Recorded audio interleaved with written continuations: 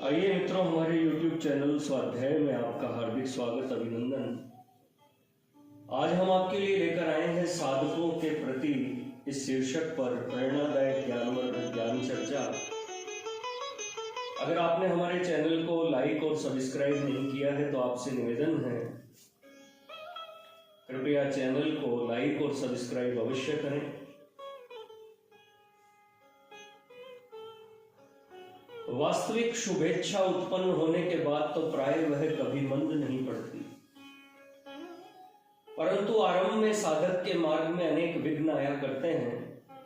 अतः उन विघ्नों से बचने के लिए निरंतर सचेष्ट रहना चाहिए। इनमें सबसे पहला विघ्न है स्वास्थ्य का बिगड़ जाना, स्वास्थ्य का अभाव।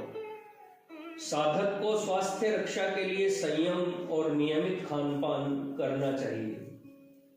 स्वास्थ्य जब तक ठीक रहता है तभी तक मनुष्य साधन कर सकता है। रोग पीड़ित शरीर से साधन बनना प्रायः असंभव है। अवश्य ही स्वास्थ्य बनाए रखने का लक्ष्य भोग विलास नहीं पर ईश्वर प्राप्ति ही होना चाहिए। परंतु यह भी याद रखना चाहिए कि ईश्वर प्राप्ति साधन बिना नहीं हो सकती और साधन करने के लिए स्वस्थ शरीर की आवश्यकता है। इसलिए सोने, काम करने, खाने पीने आदि के ऐसे नियम रखने चाहिए जिनसे शरीर का स्वस्थ रहना संभव हो। प्रकृति सेवन, नियमित व्यायाम और आसनों से स्वास्थ्य को बड़ा लाभ पहुंचता है। खानपान में असंयम दूसरा विघ्न आहार की अशुद्धि और असंयम है। बहुधा खानपान के असंयम से ही स्वास्थ्य बिगड़ता है।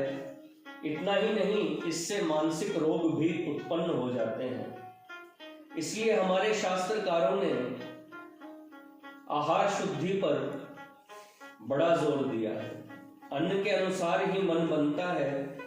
मनुष्य जिस प्रकार का भोजन करता है उसके भाव, विचार, बुद्धि और स्फुरणाएं प्राय वैसी ही होती है। जो लोग मांस, मद्य आदि तामसिक पदार्थों का सेवन करते हैं उनके अंदर निष्ठुरता, क्रूरता और निर्दयता अधिक देखने में आती है। प्राणियों की अकारण हिंसा में भी सच्चे हृदय से उनको दुख नहीं होता। तामसी, राजसी आहार से काम, क्रोध, लोभ, मोह, अभिमान, मत्सर आदि दोष उत्पन्न होकर साधक के शारीरिक और मानसिक स्वास्थ्य को बिगाड़ देते हैं, जिससे वह साधन पथ से गिर जाता है। अधिक मिर्च वाला, अधिक नमकीन, अधिक खट्टा, अधिक तीखा, अधिक कड़वा, गर्मा गर्म, अत्यंत रूखा आहार, राजसी तथा बासी, सड़ा हुआ, जूठा, अपवित्र, दुर्गंध युक्त आदि आहार तामसी माना गया है। बन पड़े जहां तक साधक को मसालों का व्यवहार छोड़ देना चाहिए। अधिक घी और मीठे की भी आवश्यकता नहीं है। दही नहीं खाना चाहिए। मादक द्रव्यों का सेवन बिल्कुल नहीं करना चाहिए। जिस आहार में बहुत अधिक खर्च पड़ता हो वह आहार भी साधक के लिए उपयुक्त नहीं है, चाहे धनी हो या गरीब। धनी यदि आहार में बहुत ज्यादा खर्च करता है तो उसके लिए तो वह प्रमाद है ही, परंतु गरीबों पर भी उसका बुरा प्रभाव पड़ता है। उनका भी मन ललचाता है।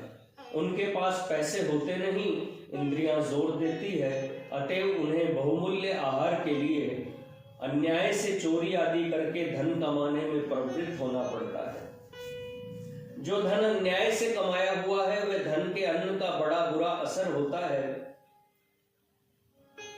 इसलिए आहार शुद्धि में जाति की अपेक्षा न्याय और धर्म से उपार्जित अन्न का महत्व अधिक है।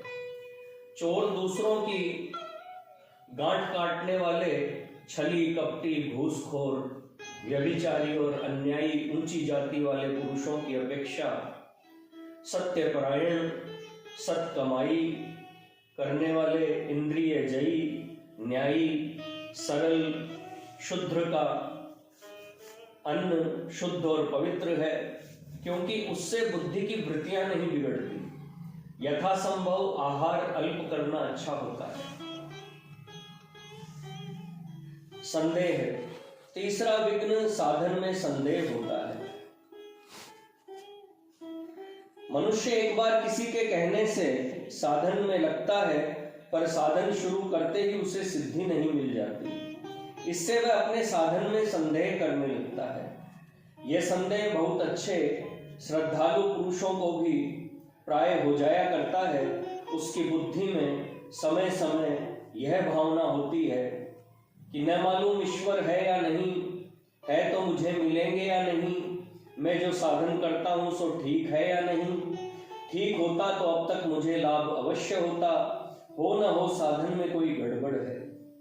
इस तरह के विचारों से उसका साधन शिथिल पड़ जाता है। साधन की शिथिलता से लाभ और भी कम होता है, जिससे उसका संदेह भी और बढ़ने लगता है। यों होते होते अंत में वह साधन से च्युत हो जाता है। साधक को अपने साधन पर श्रद्धा और विश्वास रखकर उसे करते रहना चाहिए। जैसे कई तरह की बीमारियों में फंसे हुए मनुष्य को औषध सेवन से किसी एक बीमारी के नष्ट हो जाने पर भी लाभ नहीं मालूम होता, इसी प्रकार मल से पूर्ण अंतःकरण में तनिक सा मल नष्ट होना दिखता नहीं, परंतु यह निश्चय रखना चाहिए कि सच्चे साधन से लाभ जरूर होता है। जितना वह साधन में आगे बढ़ेगा उतना ही उसे लाभ अधिक प्रतीत होगा। वह फिर उसे इस बात का पता लग जाएगा कि भगवत संबंधी बातें केवल कल्पना नहीं परंतु ध्रुव सत्य है। मित्रों, यह थी साधकों के प्रति इस शीर्षक पर प्रेरणादायक ज्ञानवर्धक ज्ञान चर्चा। अगर आपको हमारा चैनल पसंद आए तो इसे लाइक और सब्सक्राइब अवश्य करें। धन्यवाद।